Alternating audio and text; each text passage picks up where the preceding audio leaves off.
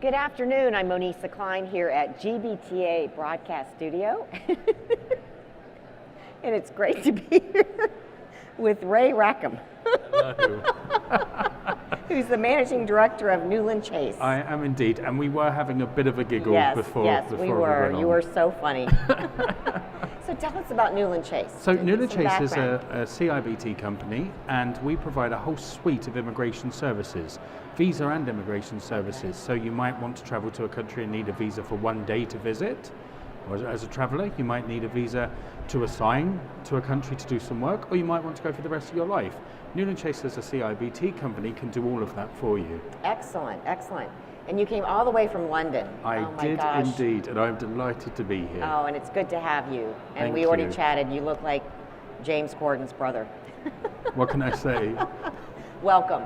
Thank So you. on a serious note, in light of the pandemic, has the impact of Brexit been felt yet? And Well, I really want you to expand on this because I think it's an interesting perspective to talk about Brexit. We've been so focused on the pandemic here for the last 2 days. So Brexit, the impact. Yeah, I mean, I think it really is an interesting question because Brexit, or like the UK's removal from the European Union, the impact of it should really have been felt much earlier on.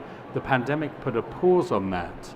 I call Brexit the kind of sleeping lion, that the pandemic came along and all of the unintended consequences of the UK leaving the European Union were not felt because there was no volume of travellers or people commuting or working around the European Union. Now I think it's beginning to feel, and what we're seeing from a lot of clients is saying we need to be better prepared to deal with some of these Brexit realities, and that can be from anything. Commercial break. Wear your face mask. Okay. So that could be anything from an individual who has spent 40 years doing exactly the same thing, travelling between Italy and the UK to undertake certain activities that they now can no longer do. And they might not be able to do it as a business traveller, they might need a work permit, for example. So it's a fascinating time. Right. Wow. So what business travel lessons have you learned in the first year of post-Brexit in Europe? Post-Brexit, I think organisations, be they travel management companies, travel buyers, or organisations that employ a whole load of migrant workers or European nationals, need to do 5 key things, Monisa. They need to educate their populations, their buyers, their staff, their employees, that Brexit is now a reality. They need to allocate funds, because there will be certain things that you can't do as a traveller and you'll need a work permit, and that's a costly enterprise, certainly more than the acquisition of a business travel visa. They need to structure, say, previous activities and schemes that they used to have, that they used to use European nationals for, they might not be able to do without having work authorization and work permits as part of the planning. They need to innovate. You need to use technology to answer some of these questions. We know where people are traveling around the world because of the systems we have. Let's use that to try and identify trends. And then the final thing I think they need to do is be agile. Brexit is going to bring such a lot of change into the UK and across Europe. And that agility is what's going to put people in front of the game.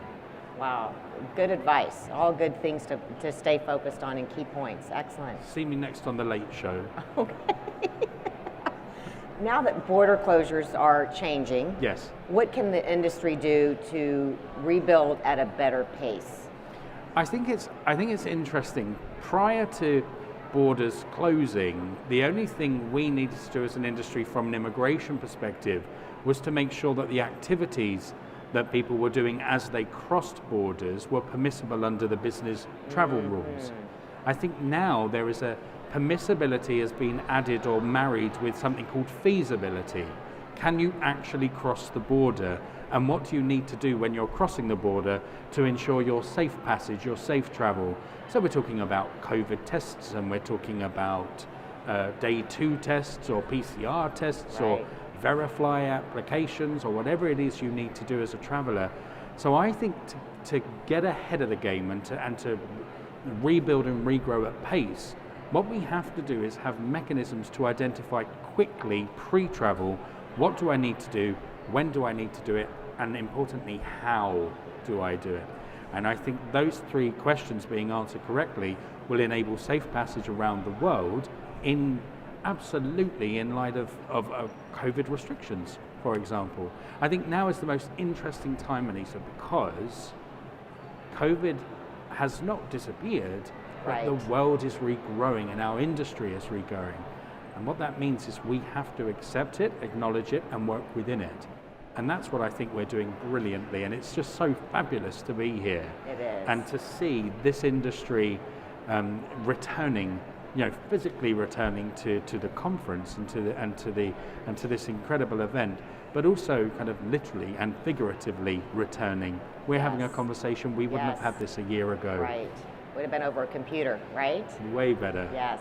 Somebody yesterday called this convention, these are the survivors that are here, and I like that. We're still here. Resilience, right? Absolutely. Very resilience. So Ray, it's a pleasure to meet you. It's been a joy. To talk to you, and is there anything that you'd like to say in closing to this audience? I mean, you've got a lot of corporate buyers here, it's a lot of travelers. I think what's very interesting is that we are seeing a new way of traveling.